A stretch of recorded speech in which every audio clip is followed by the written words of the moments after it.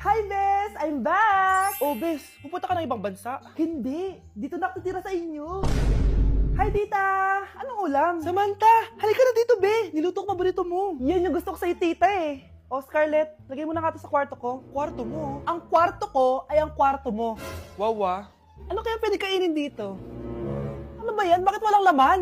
Grocery naman kayo, Bes. Sorry po, Nakakahiya naman sa'yo. Mahiya ka talaga. O, ito na lang lutuin mo. Walang ya talaga tong babaeng to. Lagyan ko kaya to ng lason. Ay, tita, sobrang lakas uminom niya ni Scarlett. Tapos puro lalaki pa yung mga kasama niya. Aba, humanda talaga sa akin yung babaeng yan. Walang ya tong si Samantha. Sinisiraan pa ako sa nanay ko. Bes, kailan ka uuwi? Anong uuwi? Hindi na ako uuwi, Bes. Inampun na ako ni tita. Ay, hindi. Umalis ka na. Ginagawa mo akong katulong dito. Tapos kung ano-ano pa sinasabi mo sa nanay ko. O anak, ba't mo naman pinapaalis si Samantha? Wala namang ginagawa masama yung tao eh. Oo nga, ang bait ko kaya. Kung hindi siya aalis, ako ang aalis! Friendship over na tayo, Samantha. Lalayas na ako sa bahay na to. Parang mas anak pa ni nanay si Samantha. Alam mo na ba yung nangyari kay Samantha? Bakit? Ano meron kay Samantha? Tignan mo to.